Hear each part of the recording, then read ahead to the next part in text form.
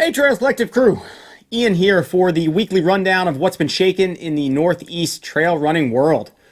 And for the week ending April 23rd, 2021. Hopefully this finds you all doing well. Let's get into it.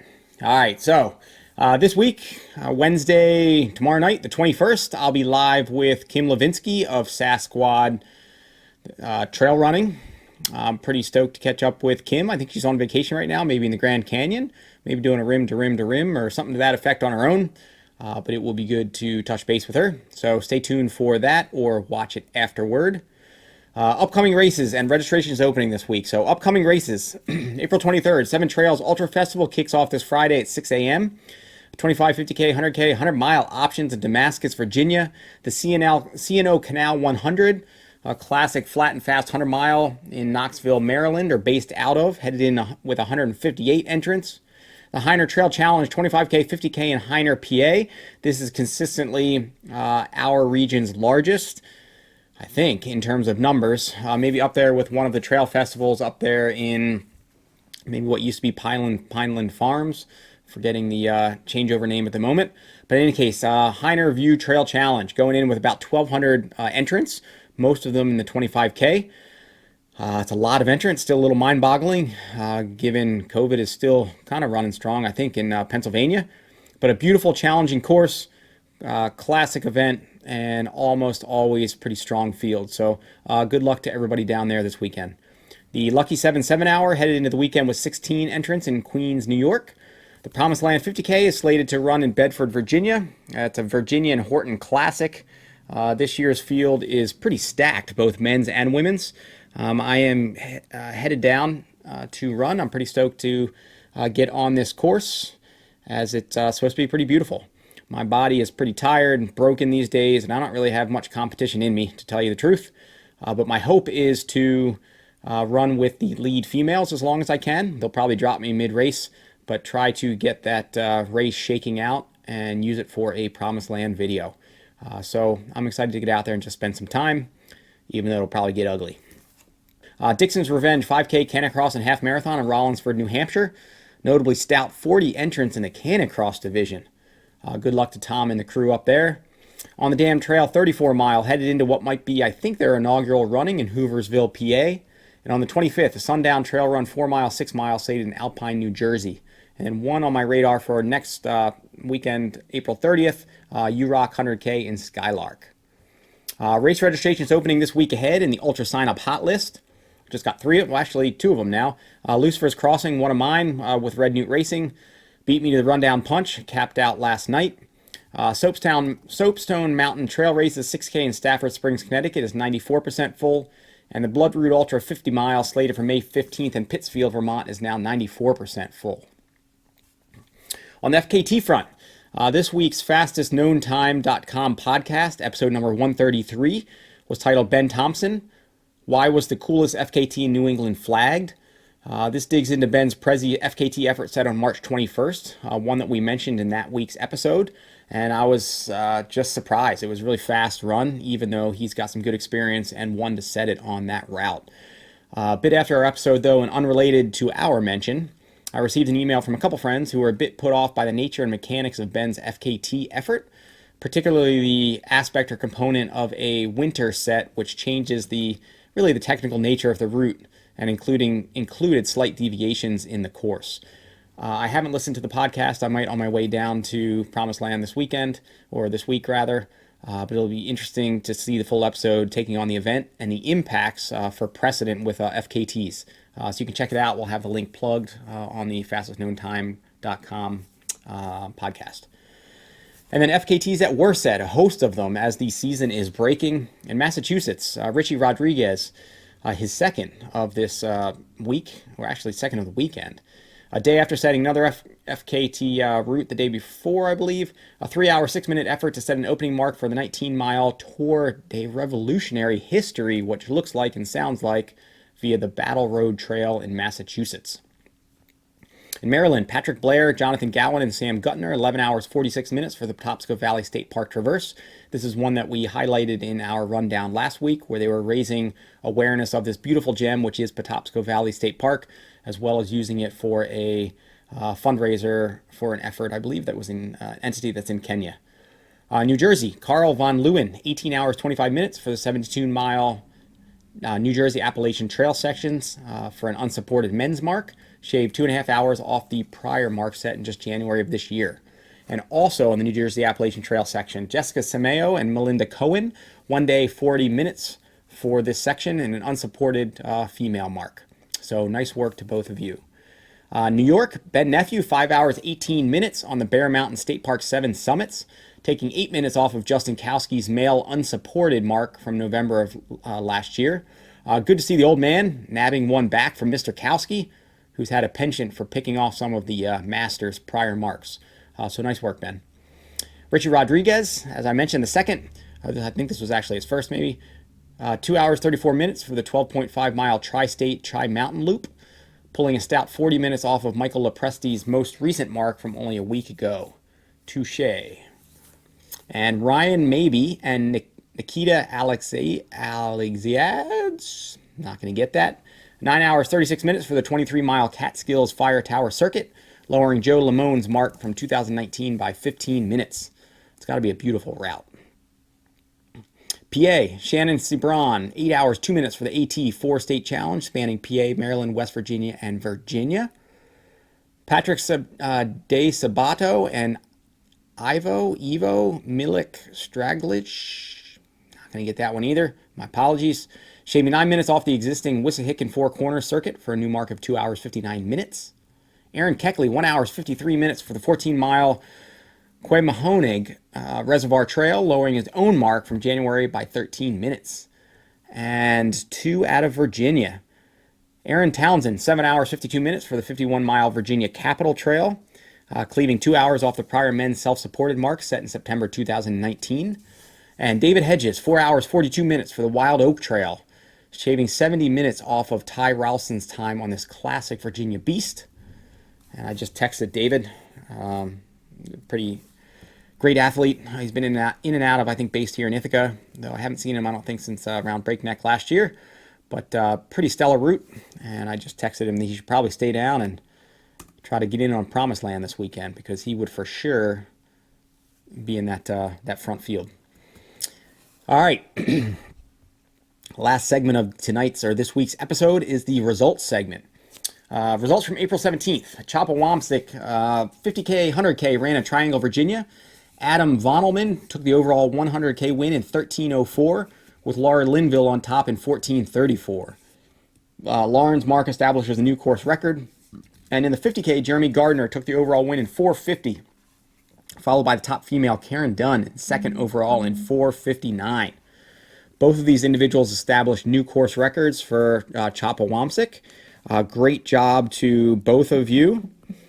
And as I'm filming, David Hedges just texted back. He said he's running UROC on the 30th, then headed up to Vermont for the summer. So that makes sense. David, I'll connect with you more, but good luck at UROC next weekend, buddy. He's for sure going to be in that mix. A nice individual and character and a phenomenal athlete. So good luck to you, David. So on Chompawamsic, thanks so much for both Karen Dunn and Adam submitting clips in to cue us into Chompawamsic. So Adam and Karen, take it. Hey guys, Karen Dunn here. Road marathoner, gone rogue, and now hitting the trails. And somehow Ian always has a way of finding me. So he found me again, and I will be bringing to you the race recap for Chompawamsic 50K. This was a race down in Virginia. It's a 4-hour drive for me, but the race accommodations were very nice. Free lodging at in the cabins at the park, Prince William National Park in Virginia. And they're pretty rugged cabins, but comfortable, and you've got your bathrooms with flushable toilets and showers, so all your needs are met. But the race director, Alex, is very accommodating. He had prepared, him and his family, his wife and volunteers had prepared a really nice spread for a pre-race dinner of looked like baked ziti and some salad and some yummy desserts. So definitely some good pre-race fuel. and accommodations.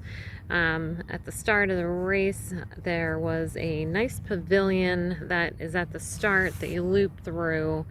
It's a loop course, so it was for the 50K, 5 loops, 6 miles each one.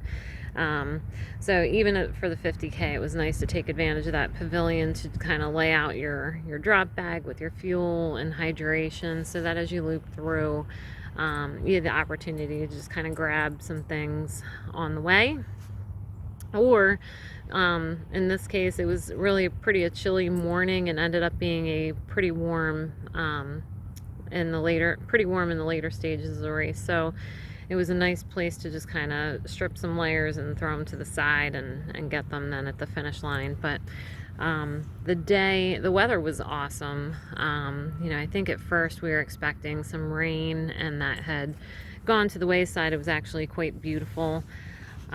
Started chilly, like I said, got warm, a little sunny. I think I got a little bit of some sunburn that day too.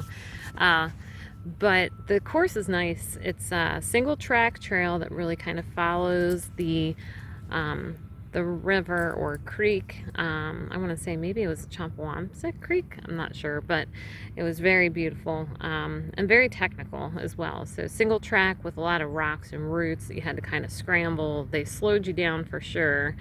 At points I had to stop and step over some rocks. And then also it was a loop course, so you would come across some other runners in those tight pieces, and you just have to be careful when you're passing other runners at that part. But then it really opens up about 2 miles in, and becomes flat, non-technical, and a really great place to just start chipping away at the pace and trying to get some faster times in there. And that's when I started really thinking about my race strategy and what I was going to do on each loop, and what kind of effort I was going to put forth in each segment.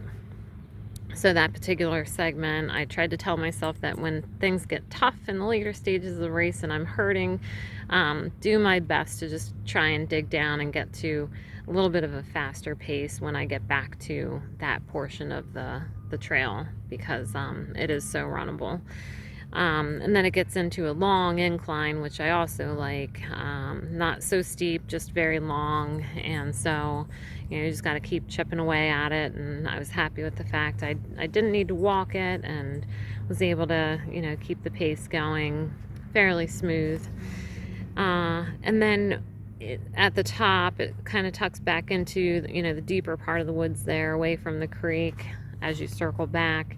And that had some non-technical downhills and such. So those were fun to unwind on too. So I don't think that any of the climbs were super steep, but some people may find that longer one pretty difficult because of its length. And then the other climbs were shorter but steeper. I had some walking in there for sure, I'm not gonna lie.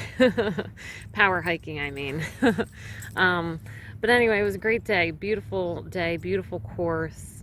And Alex, the race director, his family, his wife, and volunteers, everyone was very accommodating and just made it a really successful, awesome event.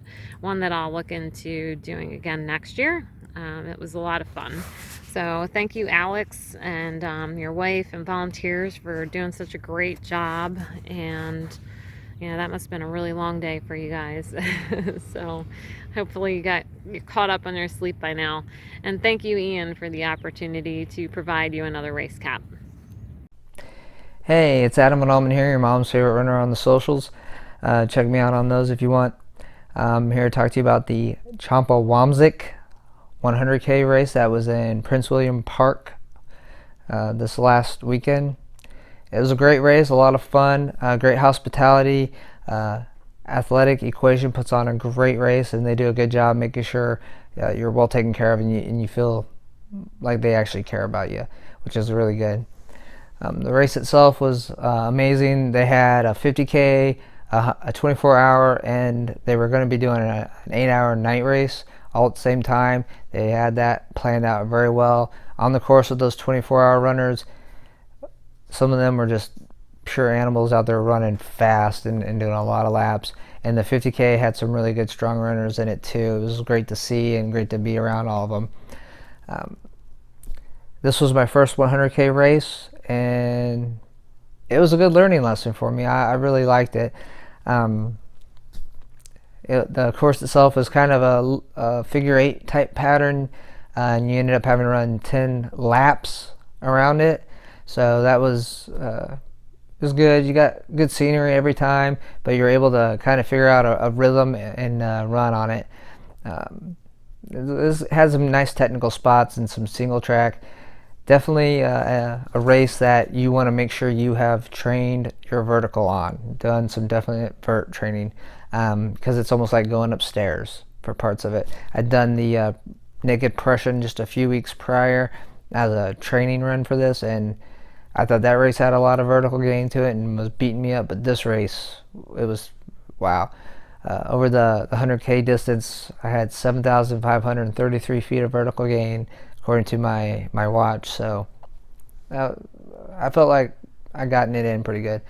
It was one of those races, first couple laps, I took off too fast, and I knew it. I ended up getting past at the end of the second lap when I came in the aid station. I was taking a little bit of time there for myself. One of those things is just I eat a little bit slower at aid stations due to some medical stuff. So I was there, guy passed me. I ended up falling back to about 4th on laps 3 and 4, and then kind of got a chance to pass the individuals that had passed me. One of them, he went out too hard. He kind of ended up blowing up and only doing a 50K distance. Another one, I think, got an injury, and then another guy ended up with some stomach issues. And I feel bad for all of them. You know, they're out there doing their best, and I was able to get lucky after that, I guess. I hit the 50K mark, the halfway point, and I kind of got that second wind, and I was able to just go with it. I wasn't running extremely fast, but I was able to run consistent lap times after that, and it felt really, really good. So it was one of those, with it being a figure 8 type race or track, it was really good. I got to see the guys who were in 2nd, 3rd, and 4th. They were all kind of grouped pretty close together for a while. Every time I was running out, I would see them coming back in, so I could kind of judge where I was. And that last lap, I definitely had to put some more speed into it than I had for a little bit, just because I could tell they were coming for me pretty fast. And you get that little jitter, and you're like, oh man, I'm actually in first, and I might actually do something awesome here. So I had to push harder than normal, but it was great fun, and I feel great now 2 days after the race. Next thing coming up for me is I've got the X2 Adventure Race Series. They got a 10 miler this weekend that I'm going to do, so that'll be fun. I've got a triathlon, a little half Ironman in October. If those are going off, you never know with COVID what's going to happen. And I'm going to start looking for maybe a 100-mile race, or at least another 100K race for somewhere out in the Midwest for the fall time frame. See if I can't get in one of those too, just because it's fun. I'm early in my ultra marathon career, I would say, or I can't even really call it a career. It's more of a hobby for me. I'm definitely not a professional runner. I am definitely not a Jim Walmsley or Tom Evans. I will never be awesome like them or fast like them. That's just not me. I've got my limitations, and I know I'm not close to their level. But I would like to be able to do more of these type races. They are a lot of fun. For me, it was a great challenge, and I have my own way of getting through stuff. You hit those little points in the race, and I'm able to talk myself through it, going, "Hey, you've been through worse than this. This is nothing." So you just motor on through it. Other than that, though, it was fun. I would recommend anybody get out there and just try to get on the trails. Try to get some running in. Try to do your best. If you haven't done an ultra before, seriously think about doing a trail ultra. Train for it. Don't do like I did. I was stupid. I'm like, hey, I'm going to do a 100K race. I've never gone that far, and I'm going to do it with a 13-week training plan that I kind of condensed down instead of doing the standard longer train up for it. So that was my bad. It probably is why I'm a I was a little more tired on this race, not as fresh as some of the others, but hey, learn your limitations, right? Push yourself to the limit. So that's really about it on that race. It was a great race. Like I said, a lot of vert, a lot of fun, great hospitality. So just if you can, get out, train safe, train hard, have fun, be good to others, and later, Tater. All right, MCW Runners Paradise 10 miler in Morristown, New Jersey. Taking the inaugural win with a corresponding course records were Jason Friedman in 124 and Kimberly Batapaglia in 154. And Jason, thanks for the email today, offering to volunteer at Breakneck Point for whatever is needed. Appreciated. English's Ridge Rumble went down in Fayetteville, New York, with 10 20-mile options as well as 50K rather in the mix. In the 10-mile, Eric Neiman took the overall win with top female Donna Langerfeld, not far behind for second overall. Both established new course records. In the 20-mile, Gregory Stoll took the overall win in 2:24 for a new course record, with top female finish going to Kimberly Raitt in 3:06 for the second fastest women's mark on the course. In the 50K, Jared Burdick hammered out a 3:44. For those of you who don't know Jared, he is a pretty phenomenal athlete. And actually, he may announce it here. Hang on a second. Hammered out a 3:44 win with a new course record. And Rhonda Bullard, top female in 4:52. Both 50K winners Jared Burdick and Rhonda Bullard also checked in to give us a rundown of the event here, and including hopefully something that I would have just mentioned for Jared. So Jared and Rhonda, take it. Hey, this is Jared. I'm here to do a quick recap of the English Ridge Rumble 50K course. It's put on by Salt City Trail Running, and it's run at the beautiful Green Lake State Park, which is located about 10 miles east of Syracuse. The course itself is a 3-loop course, and each loop has about 1,300 feet of elevation. So for the 50K, you're running about 3,900, 4,000 feet of elevation. And the trails themselves, they're pretty quick when it's not muddy. And in our case this year, it was dry and it was lightning fast. So the day for me, it started out about a mile in. I went off course.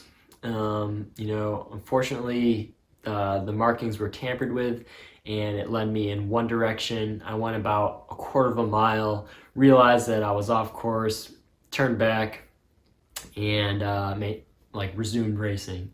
Sometimes these things happen, and there's nothing you can really do to avoid it, because maybe I was thinking in my head, maybe it was a reroute from the previous year, and I would just lead back into the trail or the course that I knew.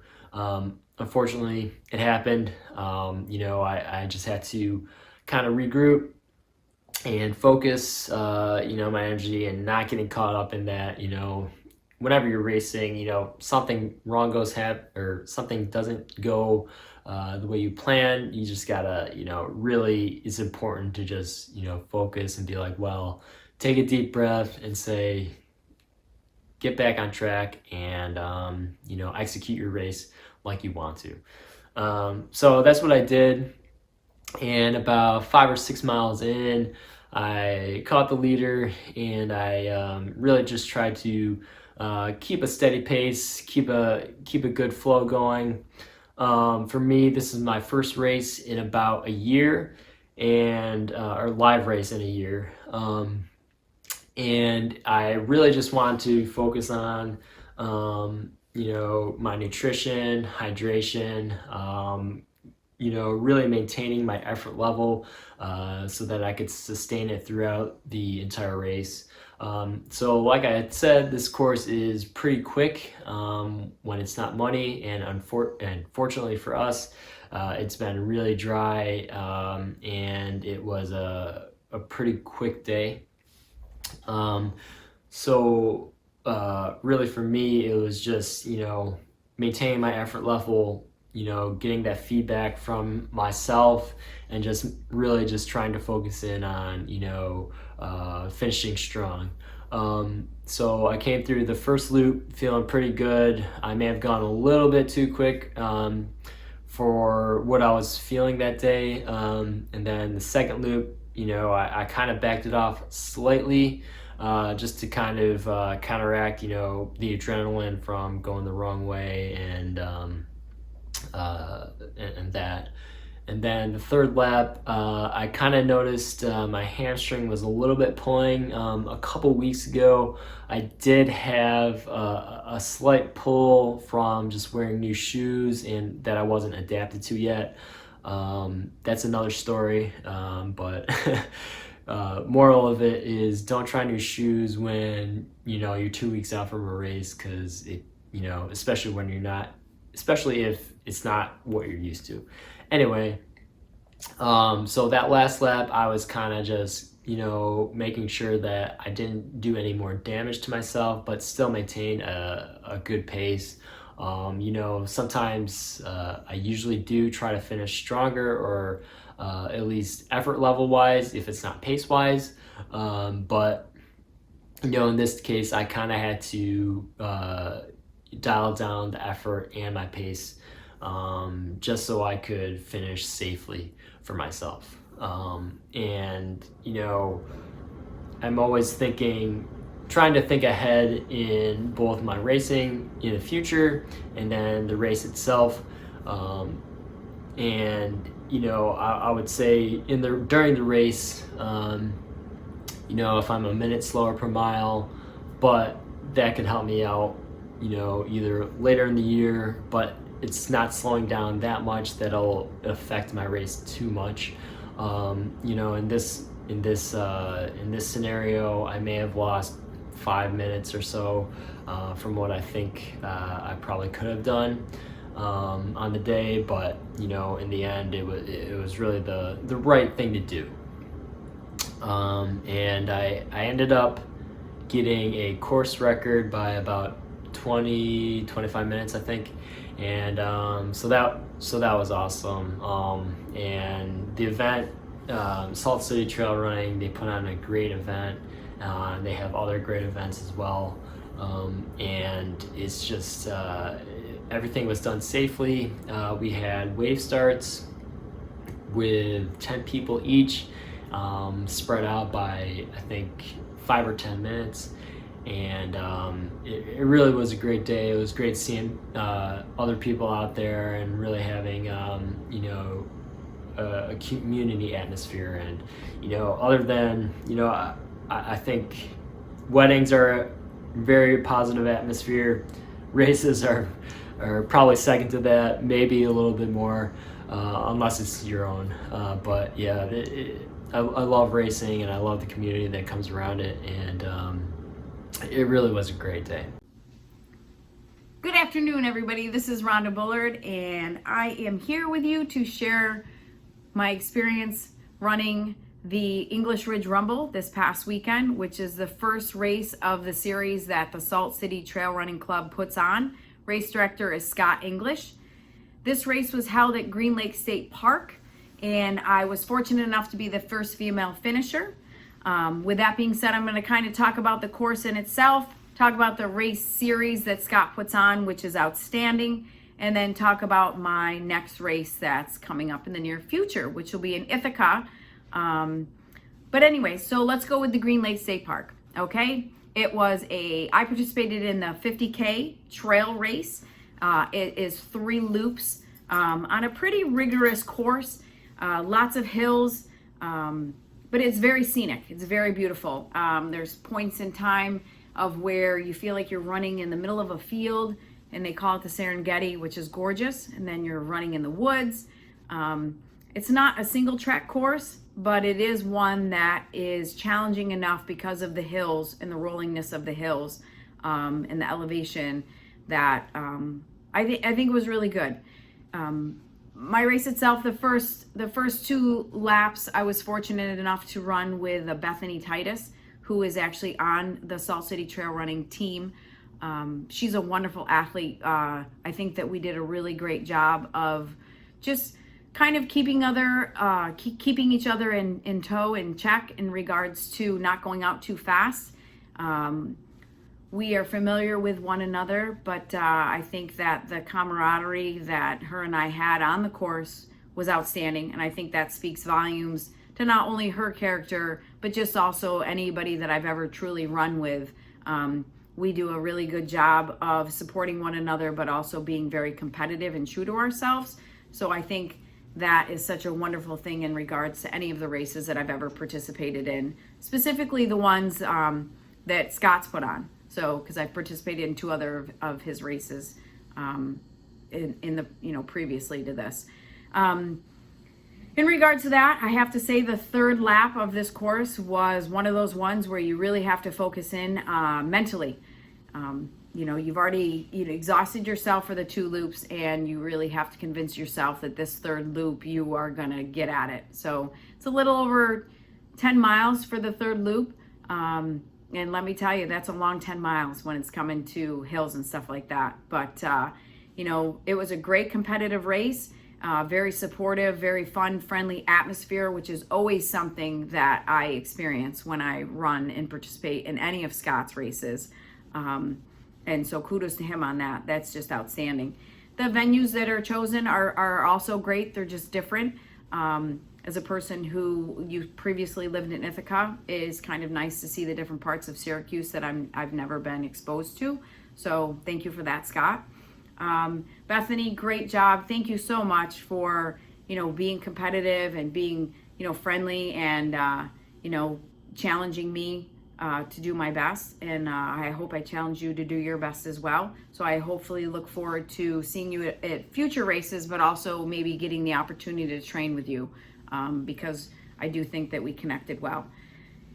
What I have on the docket next is I'm going to participate at the end of May down in Ithaca. I'm going to do Ian Golden's race of the Kuga Trails 50 miler. Looking forward to this. I participated in this race back in 2015. Didn't really train for it. Kind of was in a funky mode in my life where I needed a challenge. So I chose to register for that race, and I think I did a really good job. I was first in my age group, which I was pleased with, but I was a little disappointed in myself because I wish I would have trained for it. But again, it was one of those last spur of the moment kind of things. So this time I'm obviously going to train for this and to see what I can do in regards to the 50 miler. But that again itself is a beautiful course. I kind of enjoy that it's only 2 loops versus 3. And I look forward to doing that and having great weather, hopefully, at the end of May. So with that being said, I just want to thank Scott English. I want to thank Ian Golden. I want to thank all the volunteers that were out at any of the races, my family for their support, my friends, and just, the running community itself, which is very embracing. So again, I'm very fortunate to be the first female finisher for the English Ridge Rumble, and hopefully we'll see what I can do when it comes to the Kuga Trails 50 miler. All right, you guys have a great day, and just make sure that you keep moving. Bye. The Enchanted Forest Ultra 6 Hour ran in Stratford, Connecticut. Of 58 finishers, Patrick Perry took the overall win with 46 miles. A really solid run for the relative 21-year-old youngster. Nice work, Patrick. For the women, Melissa Fabrizio also laid down a solid day with 36.8 miles covered. Both established new event records. And the last one from the weekend, at least that was on my radar, the CT Trailmixers Traprock 17K 50K ran in Bloomfield, Connecticut. Of 115 finishers in the 17K, Edward Shibley emerged on top in 1:32. Just a minute ahead of second place, Eric Blake. For the women, Ellen Beth took the win in 1:38, ahead of second place Sarah Connor in 1:42. And in the 50K, also strangely with 115 finishers, Daniel Grip hammered out a new course record in 4:26, lowering Brian Rozecki's prior mark from 2017 by 7 minutes. Both second place Justin Kowski and third place Byron Critchfield also hammered with third and fourth fastest times on the course to date. For the women's field, Rachael Whitbeck also laid down a stellar effort with a new course record of 5:35. Shaving 13 minutes off of Christina Folchik's prior record from 2018. And thanks to both Dan and Rachel for checking in with clips laying out the event and this weekend. And Go ahead and take it. Hey Trails Collective, this is Dan Grip, here to give you a rundown of the Traprock 50K race, which just happened this weekend on Saturday in Bloomsfield, Connecticut. It's a fairly technical race with you're kind of running along a Traprock ridge with a lot of like technical footing sections. Not a lot of long climbs, but a lot of steep ups and downs.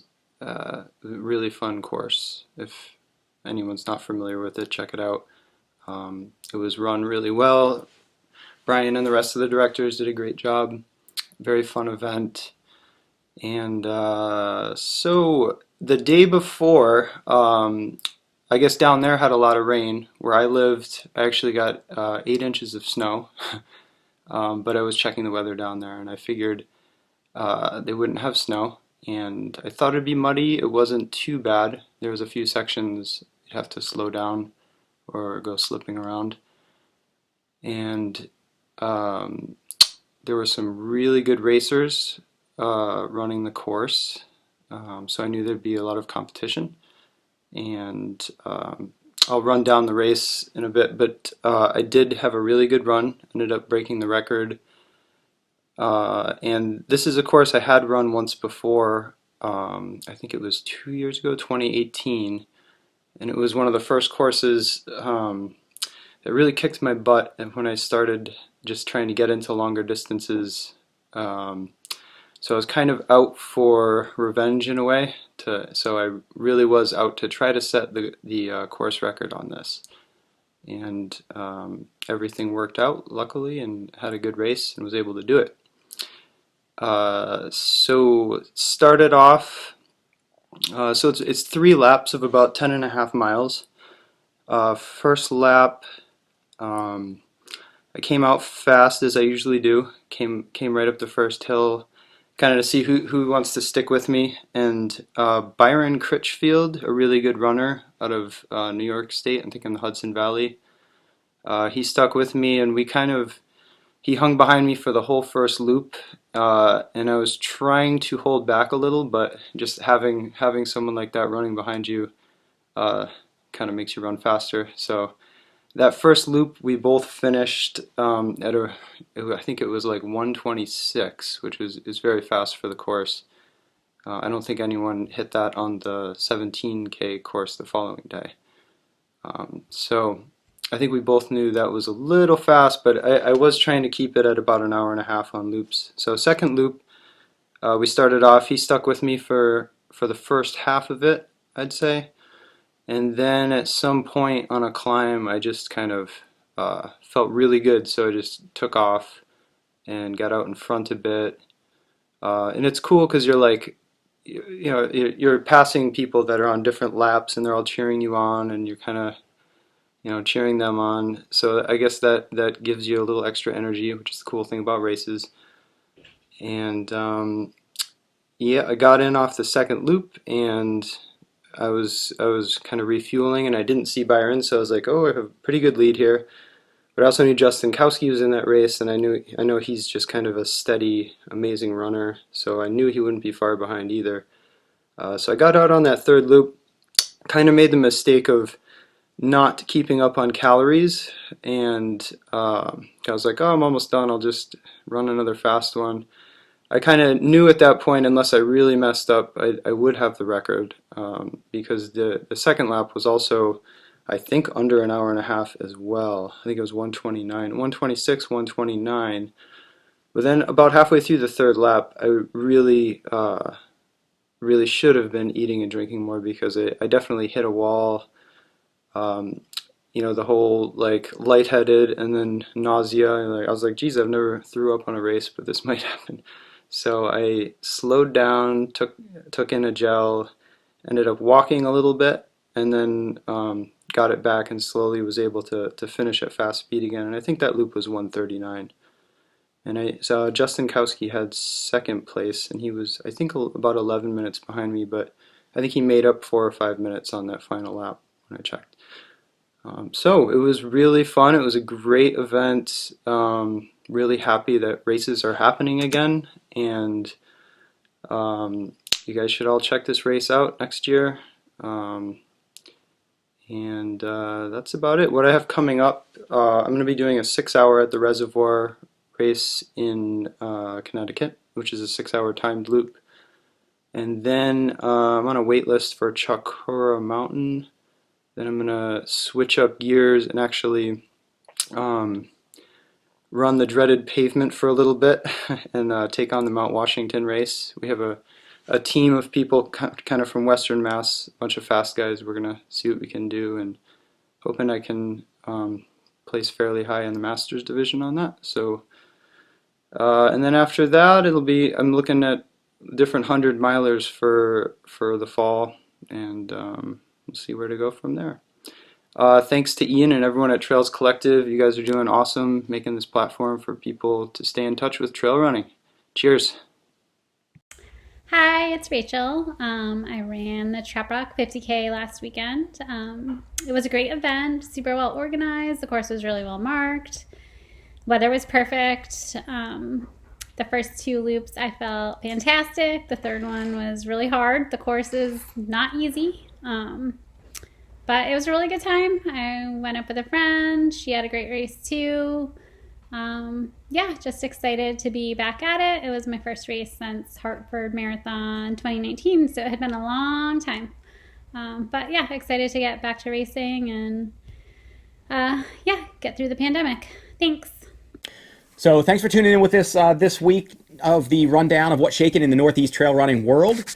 So good luck to everybody running this weekend. And for those of you who I will catch up with down in Virginia, looking forward to it.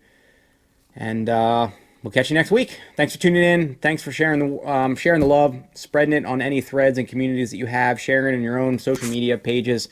And to all of the Patreon supporters out there, thank you so much for your support. All right, check you next week. See ya!